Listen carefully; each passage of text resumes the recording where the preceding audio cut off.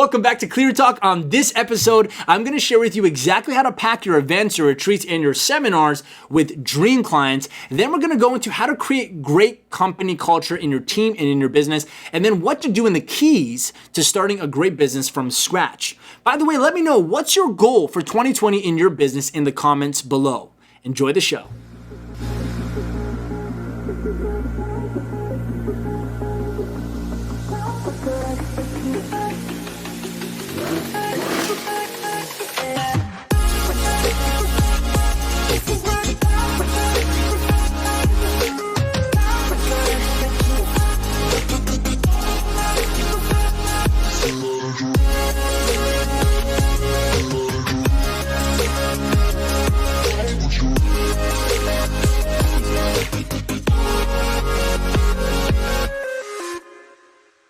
Welcome back to Clear Talk. I'm your host, Armin Shaffi. This is the #1 show for entrepreneurs who need clarity, and I'm excited to be here with you today. Every Monday at 12 p.m. Eastern Time, we go live and I answer your questions when you go to askarmin.com and submit your questions about business, entrepreneurship, and even life, and how you can develop yourself into a leader that can build a business that's worth living and building every day. By the way, guys, if you're watching this on YouTube right now, look, if you like content on entrepreneurship, if you love content on how to be able to succeed and achieve your goals and be able to become more productive, master your mind, lead other people, then hit that subscribe button and that little notification bell so that YouTube can let you know when I come out with new episodes and new videos. And also, if you're on Facebook right now, do me a favor and hit that like or comment button. Drop a little comment below saying you're here on #live or #replay, and then share the video as well, like a share challenge. And if you're on Instagram, there we go. If you're on Instagram, then make sure you send this to someone right now so that we can have some fun on Instagram as well. Send it to someone that needs to hear the messages or maybe get their questions answered. Do me a favor, by the way, one of you guys come and tap my Instagram camera so that I can adjust the color. Just tap on behind me. There you go. Tap on my shirt. There we go. It's good. It's good. Perfect. All right. Wait, it's overexposed. Sorry, Instagram. This is, there we go. Okay, perfect. Okay, cool. So today is going to be a great day. What is this today? What's the date today? Monday. Thanks, man. I'm at the calendar date. 22nd. 22nd. This is episode what? 23. Okay, we're almost at the 6-month mark. Next week's episode will be the 6-month mark since we started the Clear Talk show. So I'm super excited for that. Okay, good. So we got questions. I'm going to answer them. And highlights. I was just telling the team before we started the show, I was just telling them about how I went golfing this past weekend, and super intelligent sport. I learned a lot. I'll tell you what I learned. I learned you can't be good at golf if you don't have peace of mind. Let me explain. If you are playing the game of golf, okay, and you're stressed out or you're angry or you're letting like your losses or your mistakes in the game get to your head, you start to play poorly. And I went with a mentor of mine, and I was golfing. I've only golfed maybe 5 or 6 times now in the last couple of years. I bought a golf set 2 years ago, but I played like 3 times and I stopped, and I played once last year and I stopped, and I'm playing again. I've gone about 2 or 3 times now this year. And I'm about to get a coach. I want to get good at this, because if you can get good at golf, you can get good at business. So all my coaches, my entrepreneurs listening, listen very carefully. If you can pick up the game of golf, you can get better at business. Here's the reason why. Golf is an extremely technical game, meaning there are so many variables going at the same time and that determine whether you can hit the ball right and win. That if you allow the variables to, even one thing goes off, you literally lose the game or the round. So I'll give you an example. When I'm hitting the ball, I learned that I shouldn't look up towards towards the field where I hit if I'm still swinging. Because if I swing and I look up before I hit the ball, my head will bring my whole body up a little bit, and then I will miss the ball and I will skim the top and it'll roll. So like small little things like that, or like the way I hold my wrist, I can't bend it. And it's like, there's so many things about golf that help you become better at what you do, because it's not a talent game. So I was just telling Imad and Lauren, like, it doesn't matter if you're good looking, ugly, if you're overweight, skinny, if you're fit, if you're tall, if you're short, if you're black or you're white. It literally means nothing in golf. Golf is just about your ability to develop skill with your body and hitting this ball. That's all it's about. So it's fascinating. And it's like if you are bad at it, it's harder to be happy while you play. And if you're good at it, it's like you get good at it when you're relaxed.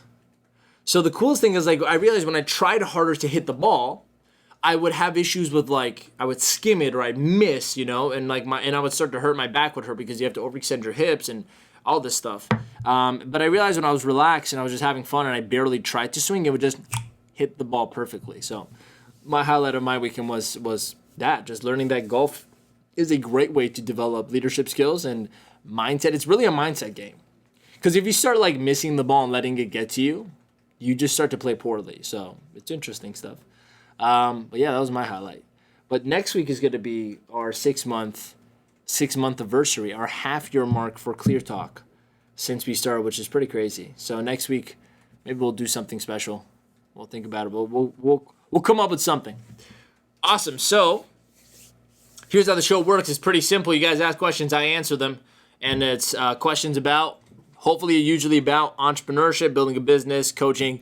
And what I do is I answer those questions for you. So we have questions. Who's going to be reading them? Lauren or Jay? Oh, Jay. Okay, cool. I don't know because you were looking at her saying like put our mic with her. So. All right. What's the first question? I am very outgoing, and when talking to people and in front of people, I feel I do great with this. My concern is being able to get people to come to the event to hear me talk. So I feel once they're there, it'll be great, but I'm just getting people to show up. Thank you for everything. I'm so excited about this. Can you help? Christine Gordon. So you're talking about marketing. Yeah, marketing, getting people to come to your event. That's not hard. First of all, it's a lot of work in the beginning. So know this. In the beginning of anything, it's going to be harder than, it's the same with everything. In the beginning of anything, it's going to be harder than later on. And that's because it's like nobody knows you, obscurity. So, you're putting on an event. In the beginning, I would message hundreds and hundreds of people and maybe like 1% of them would show up. I would message like 200 people a day on Facebook. You think I'm joking? Like I have 12 hours in front of my computer, 200 people a day I'd be speaking to. And then like 50 people, 40 people would show up to my event. It was a free event or like $60. So in the beginning, it's going to be harder because nobody knows you, but you have to be okay with that. And it's interesting because I just recently realized like I like to watch a lot of very successful business people, lots of millionaires, lots of billionaires. When they get interviewed, you get to see how they think. And I didn't realize how much I share thoughts like they do. I just kind of work on myself, and then when I see them talk, I'm like, oh, I think this way too. I didn't know they think this way. So something I recently realized is I always say like, hard is easy, easy is hard. Meanwhile, I'm thinking like this is something I've discovered, from Isaiah talking to me and a personal trainer because of lunges. Because this is what I thought, like, if you accept something's hard, it becomes easy. If you can't accept that it's hard and you want it to be easy, it gets hard. But recently, this past weekend, I watched a couple interviews, and this is exactly how very successful people think. They say that you have to accept things are hard. And because of that, it's more motivating. Because you're going to do things that are hard. That means nobody else will be there doing it. So it's just a slight bit of a difference in the perspective, but you got to know things are hard. Good things are hard. There are easy things that are easy, but those aren't worth anything. They don't, long term, they don't give you much. But if you're building something that's big, like if you're building a business and you want events, you want hundreds of people to come out, it's going to be hard in the beginning. So that's the first thing I want you to know. Second thing is that part, like it's cool if you're outgoing, that's awesome. That's a strength of yours then, that's good. If you're going to market an event, you have to build a brand, an audience online. And if you build an audience online, then it becomes easy for you to fill an event. I'll tell you the hard way I tried to do it before, and now the easy way I'm doing it. The easy way because it's harder to do this, but it's easier at the end result. Does that make sense? So in the beginning, I didn't try to build an audience or a list in my business. I just kind of went out every single time I had an event. I would go out and I'd just talk to a bunch of people all over again, starting from scratch, from zero to get more people out. I had a handful of people that would, maybe a dozen people that would come as a repeat customer to my events.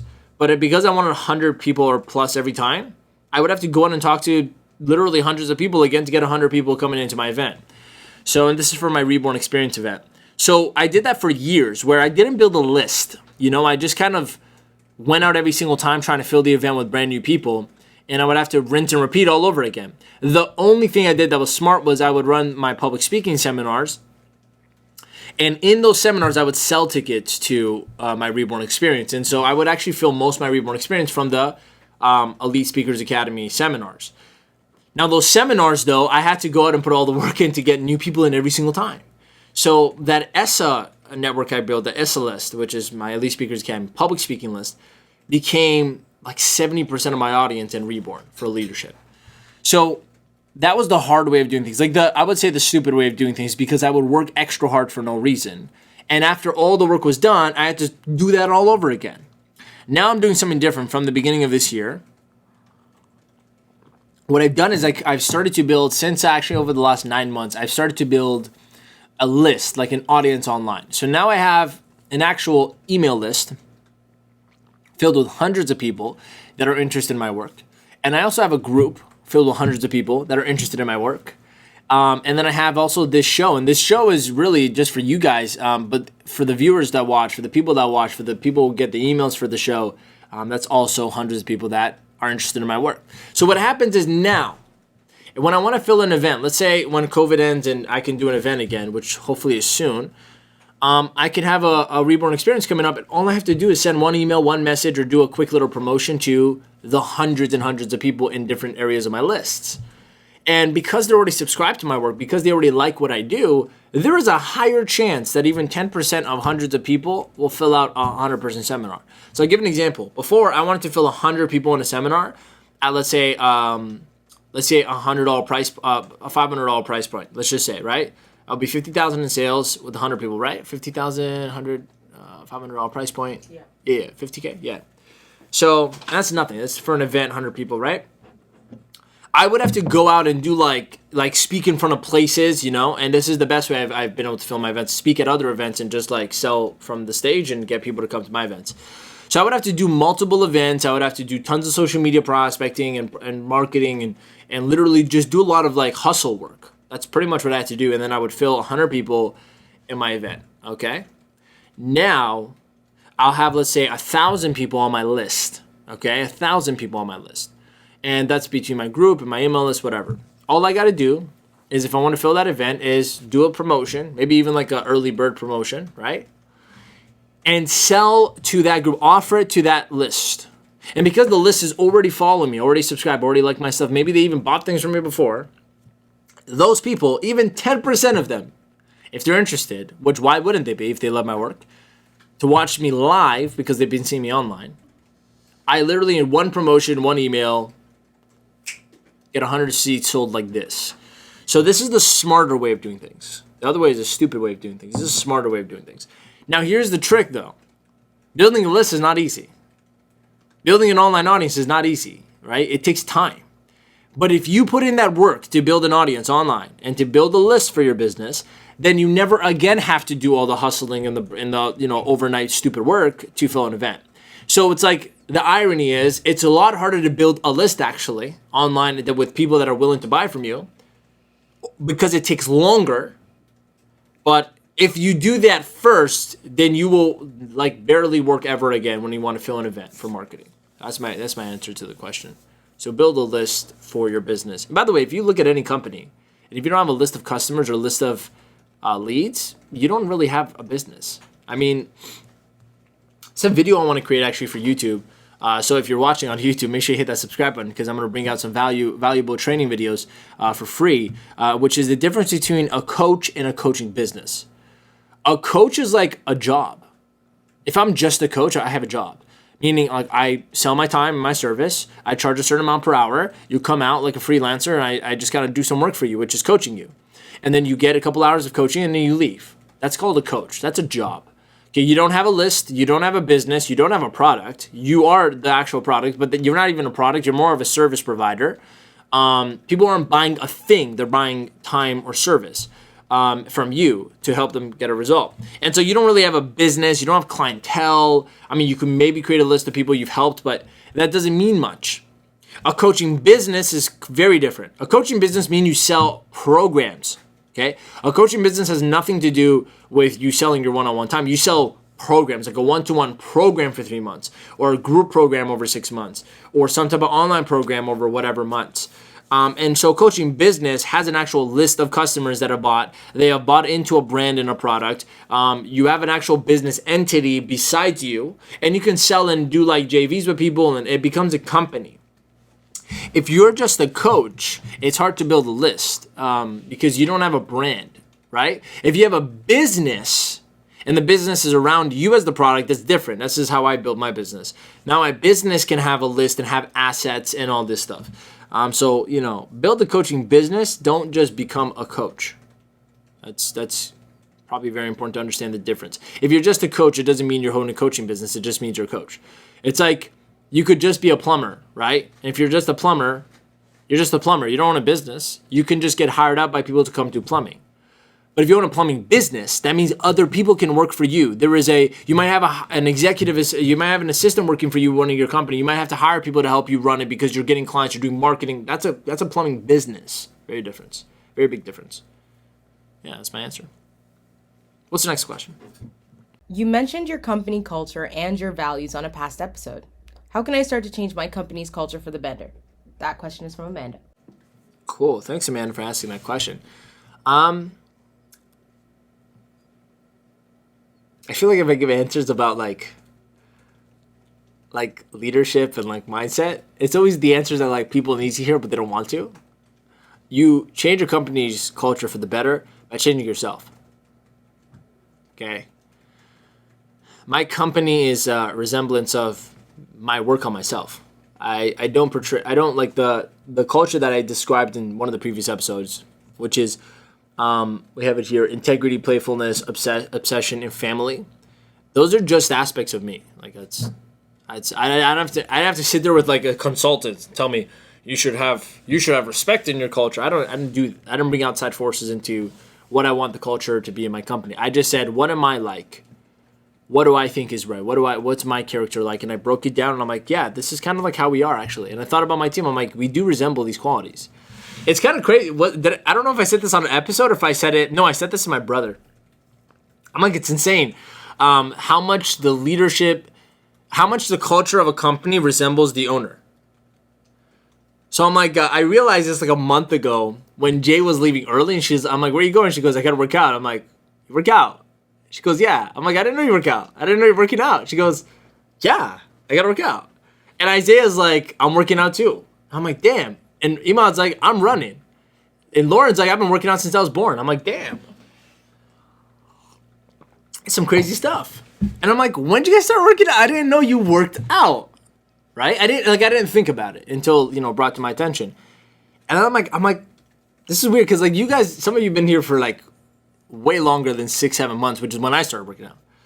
I'm like, back like a year ago, I didn't work out. I never worked out. I just worked at my office like till like 3 a.m. every day. But that's what we did then.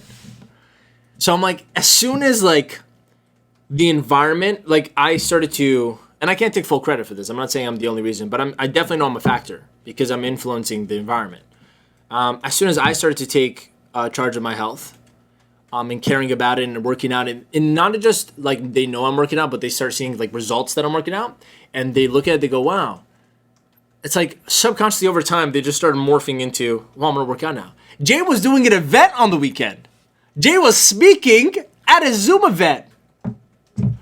Guess who else is speaking at a Zoom event in the last 30 days? Me! And like, I'm so happy to see that like the resembling what happens here, right? So I'm not pushing my team. I'm not telling like, go do more in your life. I'm not doing that at all. I'm just doing more myself. You get what I'm saying? And because I'm doing more myself, all they see when they come to work every day is that. And so because all they see is that, they go, well, I want to do that. But they don't, here's the trick. They don't sit there and go, because Armin's doing it, I want to do it. No. They don't even notice, actually. Over time, they just go, I just feel like doing this. And they have no idea where the desire comes from. It just comes to them. It's like natural. It like boils up. They're like, I feel like doing this. And then like somehow they bring it in and an opportunity shows up and they do it. And like when you analyze it and go back, when did this start happening? It wasn't until someone took charge in the group to do it, right?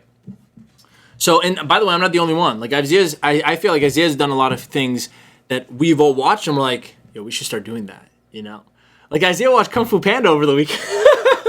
We were talking about Kung Fu Panda and the symbolism of like movies. So So how you create better culture in your company is making sure you are an example of that culture. That's number one. Number two, an obvious hack to this is go and study the greatest company cultures ever lived, and notice what they did. Like I watched a lot of CEOs over the last 7 years, interviews, seeing how people think, and I've taken ideas from like how Amazon runs, how Apple runs, how Facebook runs, and I've learned how their culture is, and I loved it. Or I'll learn something like small thing. I call TD, right, for my international friends, as my bank here. Toronto Dominion Bank of Canada, whatever, TD Canada Trust. When I call them, they always, like small things, look at this, they always thank me for calling through the mobile app. It's a commercial for TD. Always they go, I see you've called from the mobile app, thank you. Because they want you to like log into your app and then call, and when you do that, they get all your information so they don't have to ask you over the phone for like 5 minutes and try to find you. So I'm like, I love that they like thank you for what they want you to do. So I just take that small thing and I go, I love that idea. And we bring it in the team. So what do? And our customers, we thank them for booking a call with a strategy session with our team, with our office, right? We thank them for finishing things. I start to thank my team for small things they're doing because I'm like, that's what I want them to do. You see what I'm saying? So it's like, I go and look at what other companies are doing and what works, and I love what they're doing, and I bring it into the team. But like that won't overpower or fix if you have issues. So you got to make sure as a leader, as an owner, you yourself resemble what you want the team to resemble. It is never integrable to ask your team to do something you haven't done. You know what I'm saying?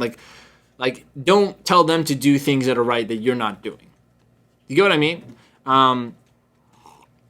An example is if you don't want none of your team to have like bad habits, like or smoking or drinking or whatever, you can't go out and smoke yourself on breaks and then come back and be like, you guys shouldn't be doing this. Like that doesn't work. And even though I don't demand things of the team, I put a high standard for myself, and I think they just model it and they go, yeah, that's the standard. But without me having to say anything, the culture gets built around the owner. Okay, so grow yourself. I was thinking about this over the weekend. The answer to everything is just change yourself. Everything. Like there's not one thing you can't fix if you don't change yourself. Like if you have problems in life, change yourself. Like Armin, I'm already changed. I have paradigm shift. I've done all these things, but everything around me still sucks. No, that just means you haven't changed. You think you've changed. If you genuinely transform your own self, your own mind, your own life, and you do things that are the hardest things to do but is necessary, what happens is everything around you changes. Everything around you changes. And I'll give you a great example of this. 5 years ago, if you told me to go hang out with my family, I would say no. I didn't enjoy it. I despised it. I never felt connected to them. None of them. This is my fault, by the way. Because I just I disconnected myself, and I made myself believe things that didn't allow me to connect to my family, like that I'm either smarter than they are, or I'm doing more, they're not doing enough. There's these stupid things I would think. And some of you might look at them like, maybe that's true. Some of you might look, maybe that's not true. It doesn't matter which one's true or false. What matters is the outcome was I would not connect with my family. And so because I thought I've changed my life, I'm like, I've changed my life. They should be like me. I realized that's still a flawed thought, that they should be like me. So that alone, I had to change that. I didn't realize it in the moment. I thought I was changing my life, so everyone else, the environment around me should change. No. Thinking everyone should be like you is still a problem. But until I grew, like 5 years later, and I only focused on myself, like I never worried about how my family was. I never worried about how anyone else was other than myself. Somehow, the people around me started to influence themselves and change. And yesterday, I hung out with my family for like most of the day, and it was the greatest time ever. 5 years ago, if you told me I could have a day like this, like yesterday, I wouldn't believe you. That's how much they've changed. And maybe here's the weird part. Maybe they didn't change. Maybe I changed. Maybe I changed, and I'm experiencing them differently because, like, maybe they're still the same person, but I changed, and I have a different experience because of that. It's like if you're always a person who complains about things and always a person who finds something wrong with everything and always a person who always sees everything half empty instead of half full, then it doesn't matter what restaurant you eat, all the food's always going to taste bad. Doesn't matter what gym you go to, all the gym service is going to be bad. Doesn't matter who you buy something from, all the products are going to be bad. Because your brain has been trained to only notice what is not enough. And because your brain has been trained to notice what is not enough and why something is wrong all the time, you have an impossibility to be happy with things. It actually has no... I'll give you a great example. I go out eat with friends. I rarely complain about I rarely complain about a lot of things. I still complain, and it's just like it's how I got raised is like that was normal. So I'm still like filtering complaining out of my system, or criticizing things. Like I'm trying to get it out of me, and I'm doing it. Like it's almost all gone. But sometimes I might eat something. I'm like, oh, this could have been better. Whatever. Most of the time, I'm like, I'm grateful, even if it was kind of not that good. I'm like, at least I ate.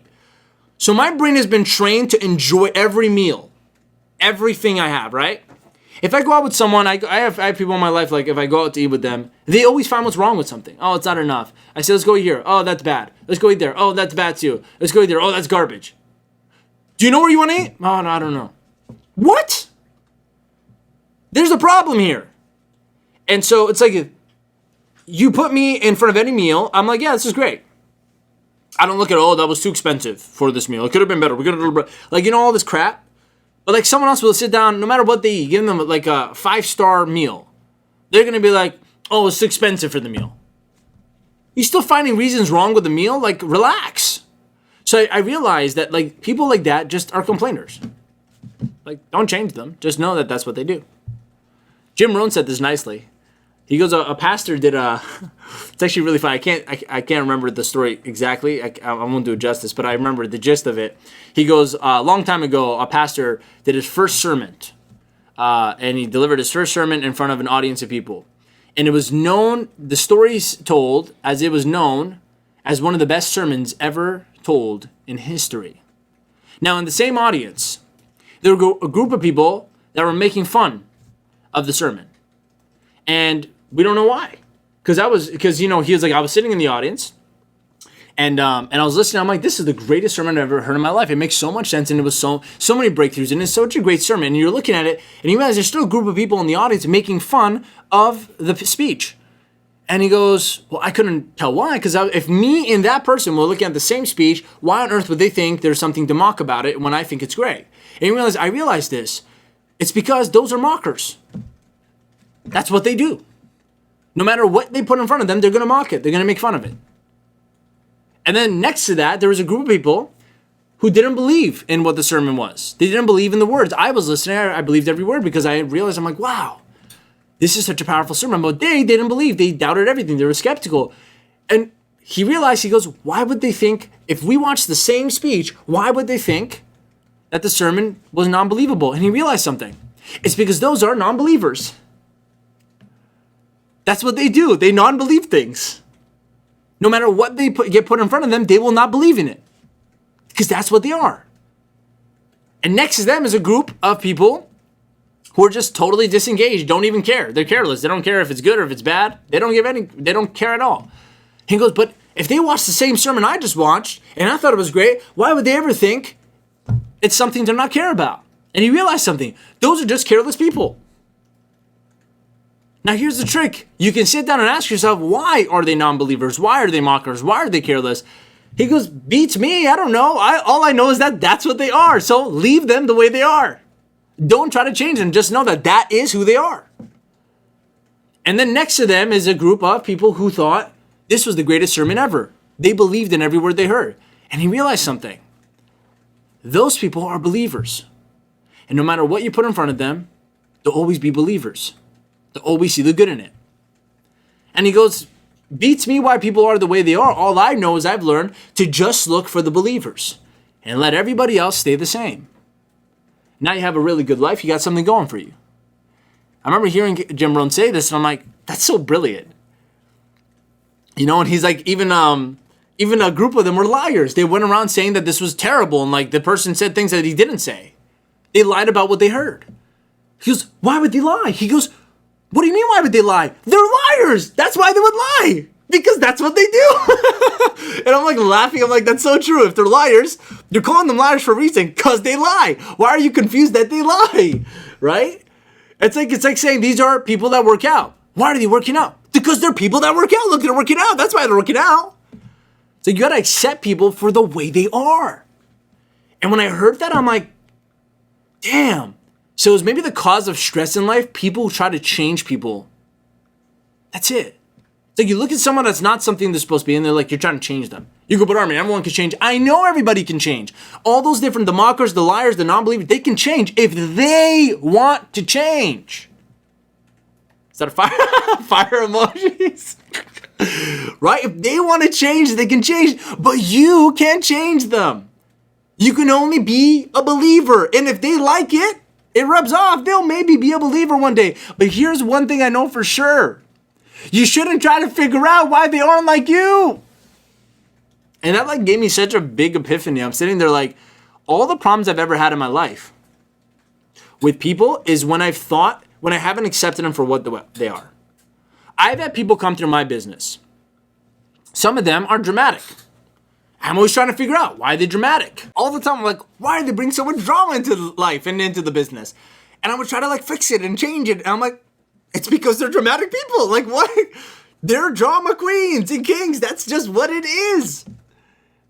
So my decision is, do I want drama queens in the business or not? End of story. Drama queens, drama kings. That is what they do. You know how I notice? When I go into their own lives, I realize the drama's everywhere. It's not just in my business. So a person who's dramatic all the time, starting to sound like Jim Rohn now. It's okay, I love him. People who are dramatic all the time, they're going to be dramatic all the time. That's it. Right? I had some people come into my business. They were entitled. I'm going to say it straight. Entitled. Didn't earn what they would ask for. And no matter what they got, they always thought there needs to be more. No matter what I did for them, there had to be more. It was not enough. Nothing was ever enough. Everything was not enough. I need more. And then here's the worst part. They would want more, but not want to work more. So I would, like scratch my skin off my face trying to figure out why these people are this way. I'm like, I'm Armin Chaffee. I should be able to change them. But that's my job. No. There's a difference between someone who's paying me to come to a seminar to learn how to change than someone who's working for me doesn't think they need my help. And they're getting paid. Big difference.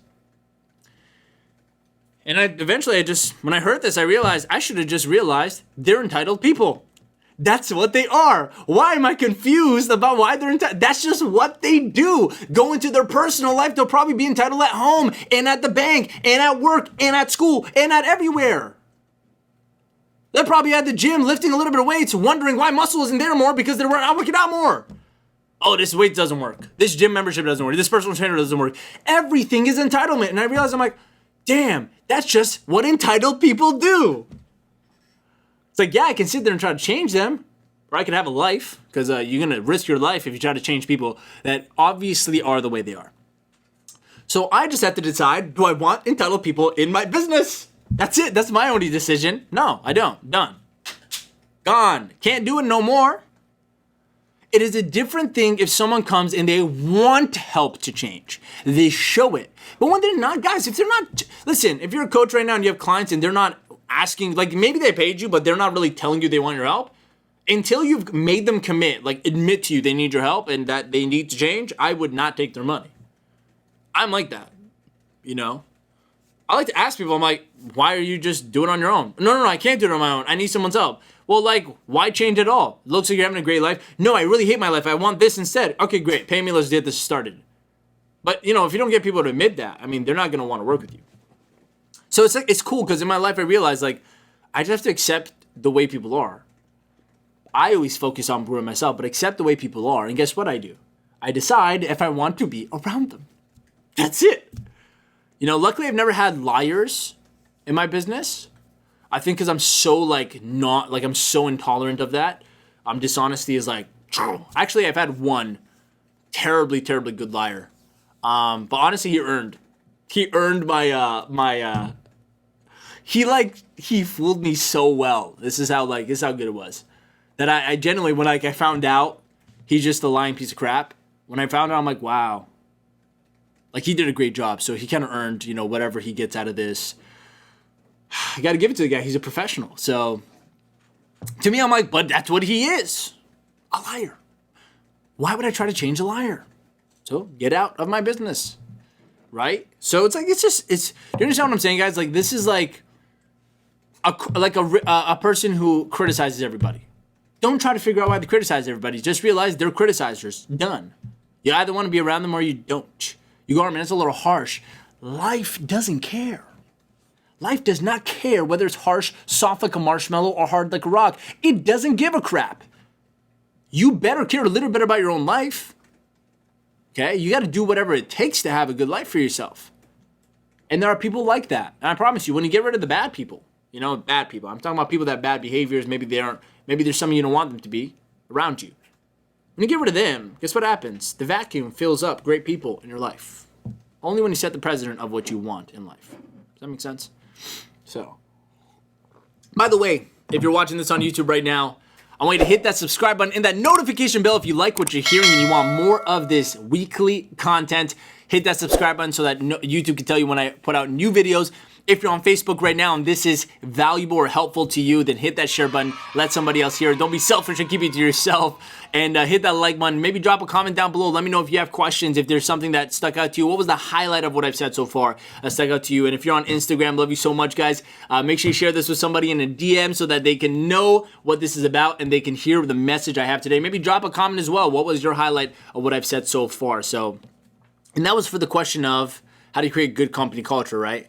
So just make sure you resemble it yourself first. I promise you, your actual team will start to represent it. And by the way, if they don't, and you're a good culture and like they're not, accept that. That's just what they are. They gotta go. They gotta go.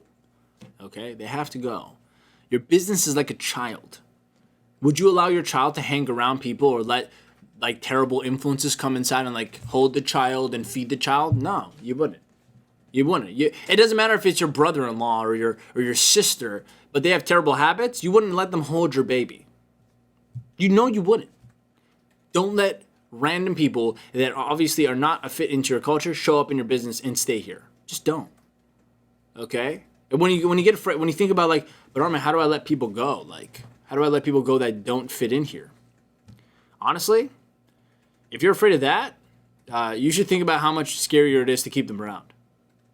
So that should push you over the edge. Like, yeah, okay. It's way worse seeing what they would do in my company if they stayed. Yeah.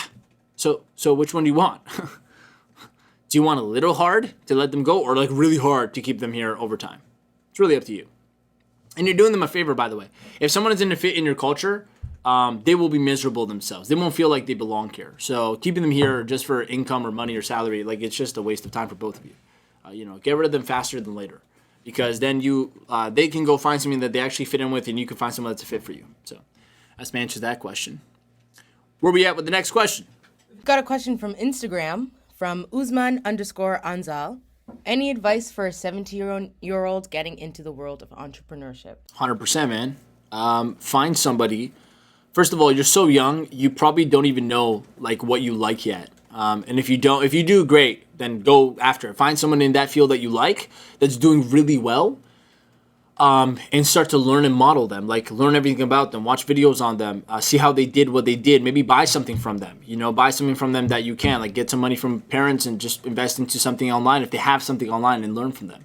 But if you don't have any idea of what you're good at yet or what you want to build a business on, my biggest advice to you is go out and start doing everything. Like try things. Like you can literally mess up for the next 8 years of your life and still be 25. And that is nothing. You're a child. 25, you're a child. You're a kid. Like I'm a toddler. I'm still crawling. If you're 40, you're just born. That's how I look at it. If you're 40, you just got born. Because at 40, your actual testosterone levels drop as a man. And you like settle emotionally, and you get to start building something properly. So I'm like practicing now. For the next 16 years, I'm in practice mode. For me, that's how I look at it. So for you, like go out and do everything. Like, I remember from between 15 and 20, I did so many different ventures. I did so many different door-to-door jobs, sales jobs, business opportunities, online stuff, offline stuff. I had a job, like an actual job, like a minimum wage job. I tried everything. I tried like schemes. Like, people were like coming up with the ideas, like, we should start this company, sell t-shirts. And I'm like, all right, let's do it. I tried so many things. They all went terribly, like, I just learned and I moved on. None of them worked. But the key here is I had to go through like 20, 20 to 30 different things before I'm like, I like to do this. And so what you're really doing by going out and testing a bunch of different things. What was his name, by the way? Usman. What you're really doing, Guzman, is by testing a bunch of things, you're starting to collect what you like and don't like. Majority of the time, you're going to find out what you don't like. Because if you try a bunch of different jobs and try things, what you're going to do is you're going to find out what you don't like. And I just found a lot of things I didn't like. I didn't like bad management. I hated working for people that were just bad people. Like, I'm like, you're a piece of crap. Like, I'm thinking, like, you actually do bad things to people and, like, are okay with it. So I found out I don't like that. I wouldn't know that if I didn't work for one, so I'm grateful. I also found out I don't like, jobs where, like, it's all about money and nothing else. I hated that. So I realized the opposite of that. I love culture. I love a place where I get to build something, build a business or build a business around that has some depth to it more than money. So, you want to become an entrepreneur, go work for entrepreneurs first. Big tip right there. If you want to become an entrepreneur, go and you're starting like you're young, go work for successful entrepreneurs first. Here's the reason why. Do not be arrogant enough to think you can start from nothing, you're a child, straight into I'm a successful entrepreneur. It doesn't work that way. You need to go work for entrepreneurs. Like, best thing I will tell you to do right now. Don't even take money, man. Go find an entrepreneur that's really good at what they do and you want to like resemble what they're doing or maybe the business that they like or just like how they are and just intern for them. Like, damn, pay them if you have to. I don't care what you do. Just get in their world. Hey, can I come work for you? Like, I don't want any money. I'll work for you for free. 6 months. Just I'll do anything. I'll bring you coffee every day if that's all I got to do and sit there and just watch you. I don't care. Like, get in their world. See what they're doing. See how they think. See how they manage things. Like, see the ideas they get. Look at what they're doing every day. That is the fastest way for you to get aware of what it's going to take for you to be successful as an entrepreneur yourself, okay? For myself, I didn't have the luxury, actually, of having... I worked for a lot of, like, entrepreneurs, but, like, they were just... I wouldn't say they're doing anything. They're called wantrepreneurs. Wantrepreneurs? Yeah. But, like, also entrepreneurs that were just building businesses on, like, bad ethics and just bad integrity. And, like, nothingness. Like, all they did was build businesses for their own personal gain and leave. You know what I mean? But if I didn't work for those entrepreneurs, I wouldn't have known the difference between a good one and a bad one. You get what I mean? Like, I went out and I worked for people first in the entrepreneurial space. Not a job. I got jobs... not like a minimum wage job, I'm saying. And unless you want to own a minimum wage, like you want to give out jobs at minimum wage and own a store one day, then yeah, go work for a clothing store if you want to build one. But I wanted to do something where I'm a business owner like you. Like I wanted to own a business, but I also wanted to own it around something with people and sales and excitement. So I went out and got tons of different sales jobs for different companies and I worked for tons of different leaders and I learned how they are and I saw how it works. And over the years, I accumulated the experience to know what it takes to build or run a company. And then once you get experience and you kind of decide this is what I want to build in entrepreneurship, I want to build a business around this thing I love to do. Like I realized this when I was younger, I'm like, I love selling because I love people. Like I love talking to people and communicating. But then I didn't realize speaking is an actual opportunity for a business. So when I realized speaking is an opportunity and I can help people and sell that to people, I'm like, I'm in. So I brought in all the things I love. I love people. I love like gatherings and parties. That's why I do like events, seminars. I love speaking. I also love performing. Like I'm a comedian. I'm a performer. I like to sing. So I'm like, if I'm something in front of people all the time, that's my strength. I want a business around that. Hence, I built a coaching and public speaking business. So I brought all these things together and then I went and like tried things to find the right match for what I like. And the moment I did, I just went all in with it. And when I went all in with it, after you go all in and you know what you want to do, the key now is to just find the most successful people in your field and just learn from them. And if you can, just pay them whatever they want and literally go have them teach you what they know. That's the fastest way to do it. If you have no money, go intern for them and just work for them. You know, if I had a chance to work for Tony Robbins like as an intern back 4 years ago when I started, I would have put this whole thing on hold for 5 years. Go and develop myself, be in his world, understand everything, and walk out.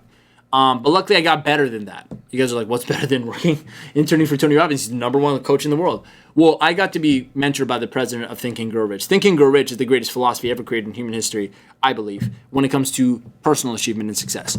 And every person you see today is a student of it. Tony, at 19, read Think and Grow Rich. And because of that book, like in his notes, I have his personal diary of his notes from Think and Grow Rich as a photocopy.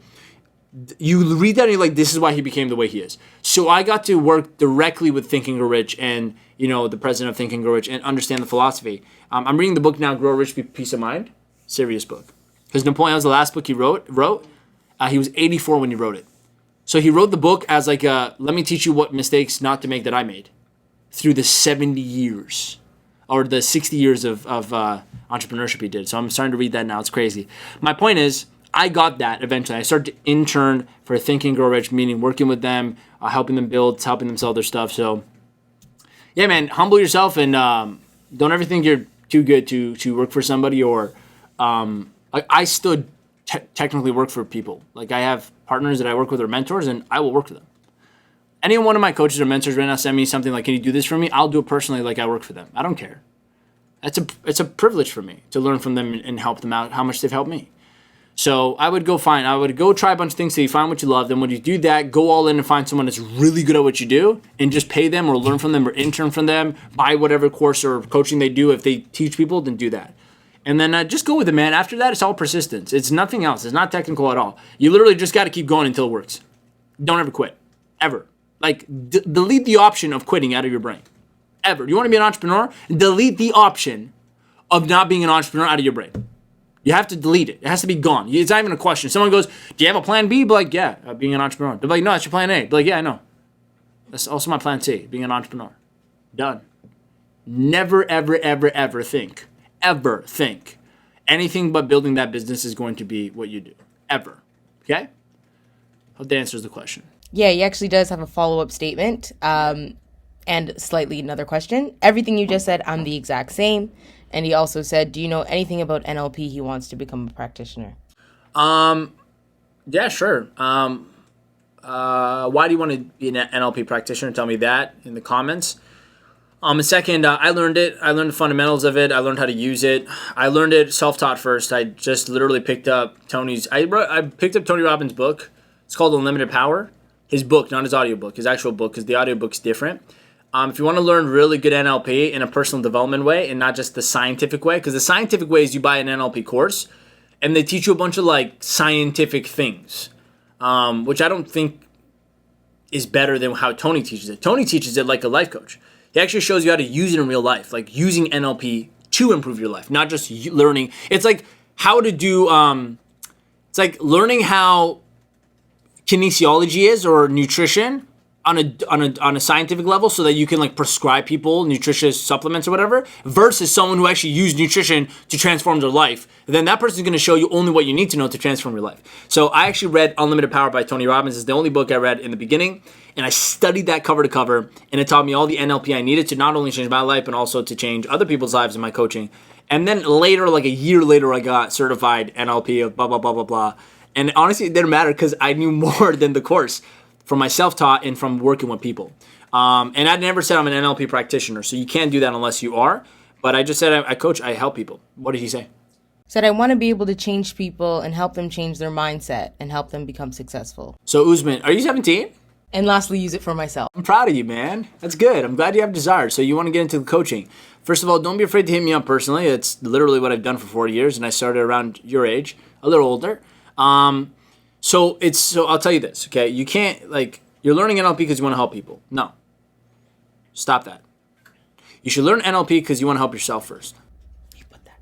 Oh, you put that? Yeah. Okay, perfect. But you put it last. Okay, no, put it first. And delete helping other people out of your brain right now. Listen. People jump way too fast to, like, why am I skipping her name? What's that woman who's known that, like, helps everybody out? She's always referenced. Mother Teresa. Yeah, Mother Teresa. Everyone tries to jump straight to Mother Teresa before they even become their own tiny Tony Robbins. It just makes no sense to me. Like, no. Okay? And by the way, you're 17. There's a lot you got to still help yourself understand and get in your own life. 100%. Now, is it impossible to be a coach at 17? No. Because you could be good at one thing that no one else is good at because you spent the next year of your life getting good at it. I'll give you an example. I spent the last 4 years of my life getting really good at helping people solve problems mentally and emotionally. Okay? I didn't say how to build their life. I can't. I'm 24, man. I'm 24. I can't teach you how to build a life. I double my lifetime now, 48 from now. I'll probably look back at what I said today and go, I knew nothing about life. Right? Obviously. But I do know I developed skills around how to get someone to make decisions under pressure, how to get someone to change how they feel under pressure, how to get someone to take a bad situation that happened and turn it around, how to get someone to forgive things. And these are skills I developed. And that's an ageless skill. I don't have to be 50 to know how to do that. I could be 10 years old and know how to do that if you just teach me how to do it. So because I learned these things in an obsessed, intensive way, which means over first 6 to 12 months of my business, this is all I learned. I got really good at producing results for people in that field. And then my results became my credibility, even though I was 20. Okay. So I'm just telling you that in advance. You can definitely become coach and build a business at 17. Age has nothing to do with it. But I will tell you, the first thing you should do that will make you a really good person in this field is do it for yourself. So what I started to do is I would take NLP and I would help and I would use it to change my own bad feelings. So whenever I had oh, something just happened, I hate this, I literally would use the NLP and like change my own mind. I'm like, damn, this stuff works. And I get excited. I want to go help other people with it because I did it with me first. So that's the first thing I would tell you to do, okay? And go pick up Unlimited Power by Tony Robbins. I think it's a great book. I think it's a great book. I mean, I read the other NLP books by, I forgot their names, the owners of it. I said both of them, John Grinder and Richard Bandler.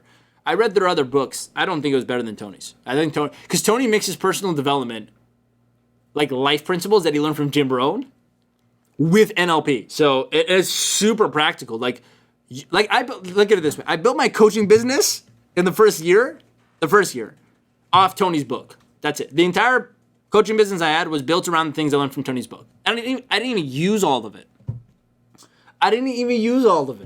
I used like 10% of what I learned in the book, and it was enough. Okay? And then I learned Think and Grow Rich and all the other stuff, and I got very advanced. So now I can help entrepreneurs on a way higher scale than just helping an average person, or I'm seeing a person that doesn't own a business how to change how they feel. Does that answer the question? Did he say anything else? He did, yeah. I feel like I've changed my own mind and changed certain things, and I want to do the same thing with others. So can I do both at the same time? So I'll tell you this, okay? I've actually worked with a few really young people. For right now, we have Lauren and Isaiah. They're 18, 19. I also had this other very bright kid that worked with me. I could see his face in my mind. No. Yash is 15. Yeah, he's probably the youngest, but I haven't really worked with him yet. Like I've done more. Oh God, who?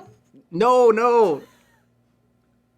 He's like a little Tony Robbins. He sold my programs for me for like a month. Steven? No. God, I'm so sorry for watching this. Oh my God, and he's so brilliant. He has a girlfriend now, so he's like busy with love. He was like he would like literally want to be like Tony Robbins. And he's like, dude, you're the closest thing I've ever met like that. So I want to learn from you. It's not Brandon. Anyways, he was 17. So he was 17. He worked with me. He's super talented, super skilled person. And I'll tell you this, man. I got to personally mentor him, and I was helping him out. This was like 3 years ago. And God, his name is right there. You know when something's at the tip of your tongue and it's bothering you, you just want to know it? It's not Brandon. It's like between Brandon and Chris. It's not any of those names though. Anyways, so when I was working with him, I realized something. At 17, he knew, like mentally, he understood, like logically, he knew how to do coaching stuff. Problem is, bro, you're missing a little depth. Okay, so you might feel right now, I've used some of these principles and I've changed my own life. Okay. But like, you're talking about helping other people that have a lot more life had done than you. So I would, if I were you, I'd hyper focus on like one specific thing that can help your like clients actually produce a result in their life. One specific thing. And here's what I'm going to tell you that I told every other young person I've ever worked with, mentored or helped or whatever. If you say you've done it for yourself, show me the results. Okay. When we're younger, we have the tendency to want to like speed and rush through everything. And we're like, we're going to be millionaires overnight. Like I changed my life in 1 week. No, you didn't. Your life just started. You haven't even started life. So my biggest thing to you is be like, don't slow down, but become incredibly still and patient as you do this. And what I'm trying to say to you is this. If you have, you're saying, transformed or whatever, done this for yourself and you want to do it for others, tell me what that is. Because if you're like, I just feel more positive, dude, that's not enough. Okay? There are like muscles you need to build in life. This doesn't mean you're not qualified yet. It just means you're in qualification process. There's more like, you got to get to understand really the depth of how to change a person's life. Because you have to understand yourself more. Does that make sense? So, it's not just about like, I've done it for myself. What have you done for yourself? This is the question I have. What have you done for yourself? What have you actually done for yourself that you can produce for someone else? Like, for example, I've built a business. I built an actual business with people in it and customers and I have done something that I know how to package and give to somebody. In my actual life, I have mastered my physical health, my fitness, my mindset. Nothing gets to me, right? I can lead other people positively, and my harmony is in my life and my family. There are real tangible results I can show you. When you hire me as a coach, I go, I've done what you want. They go, well, I would love to fix my family issues. I would love to fix my personal issues with my body. I would love to fix my mindset issues. I'm really depressed or always demotivated. I am a living example. But here's the key, Usman. It's that I'm not telling you I'm a living example because I just think I am. I can show you in my life I am. So between me and you, right? I'm speaking to you, one entrepreneur to another. Your life must be an example, especially in coaching, of what you're promising your clients you're going to do for them. And until it is, you're not ready to take a client on yet. So make yourself your first client and really change your life. And I'll tell you a good example of this. I used to have someone that worked with me. He'll remain unnamed. Not out of disrespect or anything, but I just for the hell of it. And he always talked big game. Always. And he's like, I know all this stuff. I'm like, dude, but where is it in your life? And so I would always naturally push him. He'd be like, I know all this stuff. I'd read 100 books a day. I'm like, I've only read maybe a dozen in the last 6 months or a year. But my life shows you I learned something. My actual business. And one day I had to tell him straight, as a man to man. I looked at him, I said, do you ever wonder why I am here and you're working for me, not the other way around? And I had to do it like this to him because that's how he was. He was ego-driven. He was a great person, ego-driven. But I had to tell him straight. I'm like, do you ever wonder why, like, you're working for me, I'm not working for you, and you've learned more than me, apparently? You've read more books, done more things, know more things. You could talk about dimensions and, all this stuff. I'm like, do you ever wonder why you're still living at home with mom and you work here? Have you ever made more than 40 grand, 50 grand a year? No, I haven't. Okay. Well, dude, you know a lot, but you haven't done crap. So what are you going to do? Coach people on not to do crap? Like, the only thing you'll really teach a person is how to know a lot and do nothing. And that hurt him a little bit, but I think he got the point because now he runs a business. And he actually made 10 grand and 6 grand before. He made more money he's ever made ever before. And he constantly texts me all the time. Hey, thank you so much again for everything that you did for me. And I'm telling you, now the guy is starting to build some muscle with the stuff he knows. The key is not knowing more. It's about doing what you know more. So yes, you're 17. I love the inspiration. Go out and do what you know. Go and show it. Create a real result in your life about it. And only when you do that, I promise you, you won't even have to look for clients. They will come and ask you for help. I promise you that. When you become an example in your own life of someone that has got their, the crap together and their life together, and you've mastered your mind, your emotion, your physical health, your fitness, your career, when all of that is happening, and you're a physical example every day, your family notices you're different, your friends notice you're different, everyone notices you're different, and nothing ever gets to you, like you're like just a rock in your mind, people will ask you for help. Okay? People will ask you for help. And I'm telling you from my mistakes in the first couple years of my business, I focused on trying to help others with what I know instead of helping myself with what I know. So what happened is my life started to go backwards as I'm helping other people's life go forwards. And eventually I'm like I'm like convincing people to work with me. I'm like, why? And realize I'm not an example of this yet. It looks like I am. But 8 months ago when I went through depression, I brought myself down to ground again, to the zero, and I started from scratch, rock bottom. I'm like, yo, this is terrible. I feel crap.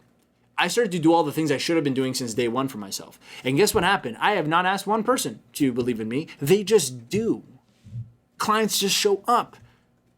People are coming to me like, can you help me do this? I'm like, oh, sure.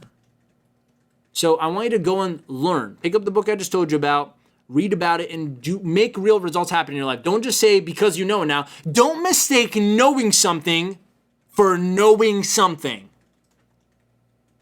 Just because you mentally and intellectually understand it from a book and you get it and you can put it together and explain it to someone, that does not mean you know it yet. Only when you do it and then reap the results of knowing how to do that is when you really have proven, I know this. Make sense? So, are we done now? What are we at? What time is it? 1 minute. Yeah, 2 minutes on Instagram. So, Usman, is there any other comments real quick from him? He said he learned to change his perception, but that's about it. Okay, that's good, by the way. That's a good start. How to change your perception. Awesome, man. Now learn how to change your perception and then actually create real results in your life out of that. So, what's the point of knowing all this if you don't know how to reap the benefits of life from it? What's the point of knowing how to change your perception if you don't know how to think more positive about everything and then making more money, getting healthier?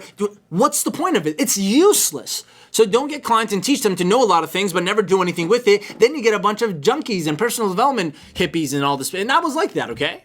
Does that make sense? So that's my answer to you, man, okay? Ask more questions and go to AskArmin.com. Submit more questions if you want some help with it. Look, guys, go to AskArmin.com. Submit your questions. I can give you free coaching on things without charging a dime. I want to help you out, okay? And then look, if you love this video on YouTube, hit that subscribe button. I'll bring you more content on a weekly basis and hit that little notification bell. If you're on Facebook, guys, and this was helpful and you think someone could listen to this and actually get a breakthrough, make sure you hit that share button and like this video. Drop a comment down below what you took out of this episode. And on Instagram, share this with someone that needs to hear it. Until next time, I'll see you guys next week. Make the rest of your week the best of your week.